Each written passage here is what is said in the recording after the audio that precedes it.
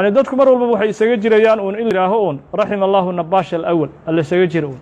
mamaha waxa jirta carabta dhahaysa rahimallahu nabash al-awwal xabal faarigii hore waxabalaha faagi jiray allah u naxariisto xabal faarigii hore loo duceeyay xabal faaga wax loo duceeyay laakiin mid ka shar badan la arkay way macno xabal faagii hore allah u naxariistay dhahan carabta mid xabal faaganayo oo karfantii dadkii amwaada ahayo geeriyooday kala baxaya duca ma astaahilo laakiin mid ka shar badan ay yimid oo kii hore weli ka dhigay kii hore weli ilaahay inuu yahay weli maana kana ka dhigaye kii hore weli inuu yahay mid ka dhigay ayaa la arkayo waa sida xaaladda anagu hadda aan ku sugan dawladda hadda siyaad bar markii shaqeynayso wadanka ay ka shaqeynaysay dadku way ka sheeganayeen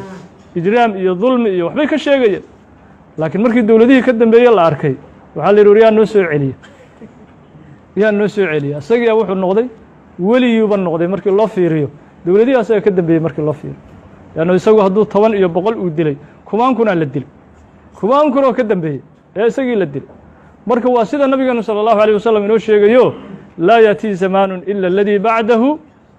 sharrun minhu saakasi shar badan ila xaaladan hadda aanu taagana dawladdu boo la dhisay maxaa la leeyahay tii horana tan ka roonay mid walba la soo maray dadka fiir shacabka mid walba la dhisay waxa la leeyahay tii hora roonay tii hora way ooliye noqonayso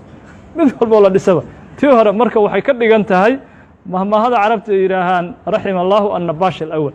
taasa lagu jiri mar walba xabal faag in loo duceeyo xabal faagii hore allah u naxariiso in leeyahay bisadan waxa leeyahay waxay ku baxday nin yamaniyo ahaa ninkan xabaluhu faagi jiray karfantu kala bixi jiray karfanta markuu kala baxana qabriga sidiisu u aasi jiray oo meedka waa asturi jiray kii marka waa dhintay kii sida wax sameyn jiray waa dhintay mid kala soo baxay nabash kale nabashkan kale waa ka daray wuxuu sameeyay karfantii markuu kala baxo meedkii oo qaawan u banaanka dhiga markaas uu ka taga meedkii intuu qaawiyo asagoo qaawan oo dharla oo banaanku soo dhigo isaga tagi dadkii marka deegaanku waxay yiraahdeen rahimallahu an-nabash al-awwal yiraahdeen xabal faagii hore allah u naxariistay mid ka daran la arkay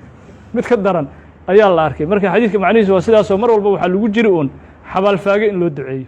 xabal faagi in loo duceeyaa lagu jiri mar walba